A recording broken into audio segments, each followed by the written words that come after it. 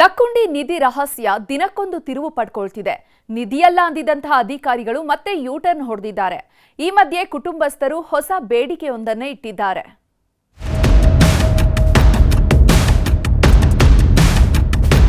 ಐತಿಹಾಸಿಕ ಲಕ್ಕುಂಡಿ ಗ್ರಾಮದಲ್ಲಿ ಚಿನ್ನ ಸಿಕ್ಕಿದ್ದೆ ತಡ, ಹೀಗಾಗಿ ಸಾಕಷ್ಟು ಚರ್ಚೆ ಕೂಡ ಆಗ್ತಾ ಇದೆ. ಅವ್ರ ಪ್ರಾಮಾಣಿಕತೆಗಂತೂ ಬೆಲೆ ಕಟ್ಟಕ್ಕೆ ಆಗ್ಲಾರ್ದು. ಯಾಕಂದ್ರೆ ಯಾರೋ ಈಗ ₹1 ಬಿದ್ದರೆ ಯಾರು ಎತ್ತಿ ಕೊಡಂತಾರ ಇಲ್ಲಿ ಇವತ್ತಿನ ಕಾಲದಾಗ. ಅಕ್ಕಿ ಚಂದ ಒಂದು ಮನೆಗೆ ಕೊಡ್ರಿ, ಆಯ್ಕೆ ಮಗ ಒಂದು ನೌಕರಿ ಕೊಡ್ರಿ ಅಂತ ಇಷ್ಟ ಎರಡು ಭಾವನೆ ನಮ್ದು.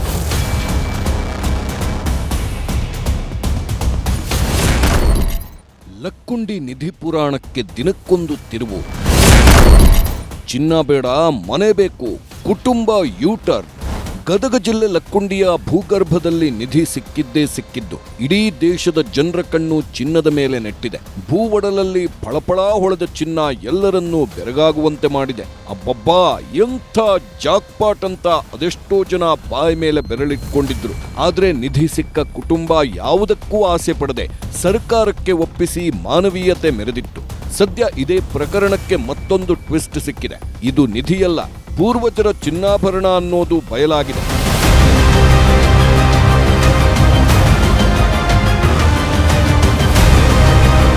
ಲಕ್ಕುಂಡಿಯಲ್ಲಿ ನಿಧಿಯ ರಹಸ್ಯ ತೆರೆದುಕೊಳ್ಳುತ್ತಿದ್ದಂತೆ ಪುರಾತತ್ವ ಇಲಾಖೆ ಅಧಿಕಾರಿಗಳು ಆಗಮಿಸಿದ್ರು. ಮಡಿಕೆಯಲ್ಲಿದ್ದ ಚಿನ್ನದ ಸಂಪತ್ತನ್ನ ಪರಿಶೀಲನೆ ಮಾಡಿದ್ರು. ಈ ವೇಳೆ ಇದು ನಿಧಿಯಲ್ಲ, ಪೂರ್ವಜರು ಬಚ್ಚಿಟ್ಟ ಚಿನ್ನಾಭರಣ ಅಂತ ಸತ್ಯ ಬಿಚ್ಚಿಟ್ಟಿದ್ದಾರೆ. ಇದು ಕುಟುಂಬಕ್ಕೆ ಯಾವುದೇ ರೀತಿ ತೊಂದರೆ ಕೊಡಲ್ಲ. ಪರಿಶೀಲನೆ ಮಾಡಿ ಮನೆ ಕಟ್ಟಲು ಅನುಮತಿ ಕೊಡ್ತೀವಿ, 1/5 ಚಿನ್ನವನ್ನ ಕುಟುಂಬಕ್ಕೆ ಕೊಡ್ತೀವಿ ಅಂತ ಪುರಾತತ್ವ ಇಲಾಖೆ ನಿರ್ದೇಶಕ ಶೇಜೇಶ್ವರ್ ಹೇಳಿದ್ದಾರೆ. ಸರ್, ನಮ್ಮ 1962 ಆ್ಯಕ್ಟ್ ಪ್ರಕಾರ ಭೂಮಿಯಿಂದ 1 ಅಡಿ ಕೆಳಗಡೆ ಅಥವಾ ಭೂಮಿಗೆ ಅಂಟಿಕೊಂಡಂತೆ ಯಾವುದೇ ಒಂದು ₹10 ಮೌಲ್ಯಕ್ಕಿಂತ ಹೆಚ್ಚಿನ ಮೌಲ್ಯದ ಯಾವುದೇ ವಸ್ತು ಸಿಕ್ಕರೆ ಸರ್ಕಾರದ ಆಸ್ತಿ ಸರ್. ಅದ್ರ ಮೇಲೆ ನಮ್ಮ ಇಲಾಖೆಯಿಂದ ಅದ್ರದ್ದು ಏನು ಪ್ರೊಸೀಜರ್ ಇದೆಯೋ ಅದು ಪ್ರೊಸೀಜರ್ ಮಾಡಿ ಅದ್ರ ಪ್ರಕಾರ ವರದಿ ಸಲ್ಲಿಸ್ತೀವಿ. ಅದು ವರದಿ ಸಲ್ಲಿಸಿದ ನಂತರ ಅವ್ರಿಗೆ ಏನು ಪರಿಹಾರ ಕೊಡೋದಿದೆಯೋ ಅದು ಜಿಲ್ಲಾಡಳಿತ ನಿರ್ಧರಿಸ್ತದೆ ಸರ್. 5.1% ಇದೆ ಸರ್, 1/5 ಭಾಗ ಇದೆ ಸರ್. ಅಧಿಕಾರಿಗಳು ಚಿನ್ನ ಕೊಡ್ತೀವಿ ಅಂದ್ರೂ ರಿತ್ತಿ ಕುಟುಂಬ ತೆಗೆದುಕೊಳ್ಳುವುದಕ್ಕೆ ರೆಡಿ ಇಲ್ಲ. ಈ ನಿಧಿಯಿಂದ ನಮಗೆ ಮನೆಯೂ ಇಲ್ಲದಂತಾಗಿದೆ, ನಮಗೆ ಚಿನ್ನ ಬೇಡ, ಮನೆ ಕಟ್ಟಿಸ್ಕೊಡಿ, ಅಲ್ಲದೆ ಮಗನಿಗೆ ಸರ್ಕಾರಿ ನೌಕರಿ ಕೊಡಿಸಿ ಅಂತ ಮನವಿ ಮಾಡಿದ್ದಾರೆ.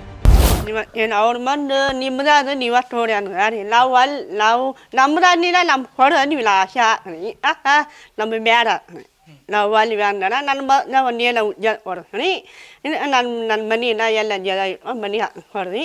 ನಮ್ಮ ಅಣ್ಣರು ಸಾಲ ಮಾಡಿ ಬ್ಯಾಂಕ್ನ ಸಾಲ ಮಾಡಿ ಮನೆ ಹಾಕ್ತಾರೆ. ಮಾಡಿಕೊಡ್ರಿ ಅಂತ ಹೇಳಿ ನಾವು ಇವತ್ತಿಗೆ ಮನೆ ಮಾಡಿಕೊಡ್ರಿ ಅಂತ ಹೇಳಿವಿ. ಆ ಹುಡುಗ ಕೊಡ್ರಿ ಅಂತ ಹೇಳಿವಿ. ನಾವು 3 ದಿನ ಆಯ್ತು ನಾವು ಅಲ್ಲೇ ಅಂದಿವಿ ನೋಡ್ರಿ. 3 ದಿನ ಆದರೂ ಅಲ್ಲೇ ಅಂದಿವಿ.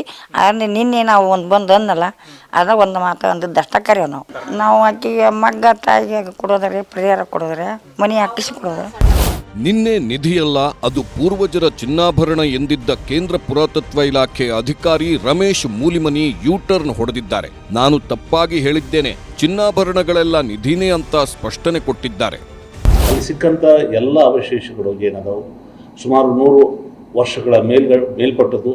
ಹೀಗಾಗಿ ಎಲ್ಲವೂ ಎಂಟಿಕ್ನೆ ಅಂತ ಹೇಳ್ಬೋದು. ₹10ಕ್ಕಿಂತ ಹೆಚ್ಚಿನ ಬೆಲೆ ಬಾಳುವ ಏನೇ ವಸ್ತು ಸಿಕ್ಕಿದ್ದೆ ಆದರೆ ಭೂಮಿಯ ಕೆಳಗಡೆ ಅದೆಲ್ಲ ಸರ್ಕಾರಕ್ಕೆ ಸಂಬಂಧಪಟ್ಟದ್ದು. ಇಲ್ಲ ಗೊತ್ತಿತ್ತು ನನಗೆ, ದಯವಿಟ್ಟು ನನಗೆ ನಿನ್ನೆ ನನ್ನ ಪರಿಸ್ಥಿತಿ ಹೆಂಗಿತ್ತು ಗೊತ್ತಿಲ್ಲ ಸರ್ ನನಗೆ. ಇನ್ನು ಗ್ರಾಮಕ್ಕೆ ನರಗುಂದ ಶಾಸಕ ಸಿಸಿ ಪಾಟೀಲ್ ಸ್ಥಳಕ್ಕೆ ಭೇಟಿ ನೀಡಿ ಕಸ್ತೂರವ್ವ ಕುಟುಂಬಕ್ಕೆ ಸನ್ಮಾನ ಮಾಡಿದ್ದಾರೆ. ಸಿಕ್ಕ ಚಿನ್ನವನ್ನ ಸರ್ಕಾರಕ್ಕೆ ಕೊಟ್ಟಿರುವುದಕ್ಕೆ ಮೆಚ್ಚುಗೆ ವ್ಯಕ್ತಪಡಿಸಿದ್ದಾರೆ. ಸರ್ಕಾರದಿಂದ ಎಲ್ಲ ಸಹಕಾರ ನೀಡುತ್ತೇವೆ ಅಂತ ಭರವಸೆ ಕೊಟ್ಟಿದ್ದಾರೆ. ಏನು ದಾನ ಚಿಂತಾಮಣಿಯ ಕರ್ಮಭೂಮಿ ಅಂತ ಹೇಳಿನಲ್ಲ, ಮತ್ತೊಮ್ಮೆ ಅಂತ ಒಂದು ದಾನಕ್ಕೆ ಅಥವಾ ಪ್ರಾಮಾಣಿಕತೆಗೆ ಲಕ್ಕುಂಡಿ ಪಾತ್ರ ಆಯ್ತು ಅನ್ನೋದು ನನಗೆ ಭಾಳ ಹೆಮ್ಮೆ ವಿಷಯ. ಆ ಕುಟುಂಬಕ್ಕೂ ಕೂಡ ಏನು ಒಂದು ನೆಮ್ಮದಿಯ ಜೀವನ ನಡೆಸೋಕ್ಕೆ ಸರ್ಕಾರದಿಂದ ಸಹಾಯ ಸೌಲಭ್ಯ ಕೊಡಿಸ್ಬೇಕು. ಮಾನ್ಯ ಜಿಲ್ಲಾ ಉಸ್ತುವಾರಿ ಸಚಿವರ ಸಹಾಯದೊಂದಿಗೆ ಮುಖ್ಯಮಂತ್ರಿಗಳೊಂದಿಗೆ ಚರ್ಚಿಸಿ ಆ ಎಲ್ಲ ಕ್ರಮವನ್ನು ತಗೊಳ್ತೇನೆ.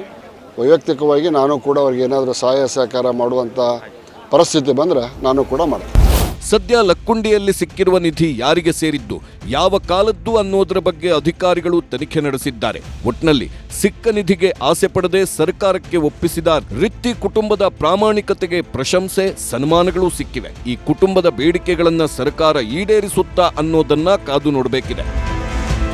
ಸಂತೋಷ್ ಕೊಣ್ಣೂರ, ನ್ಯೂಸ್ 18 ಗದಗ.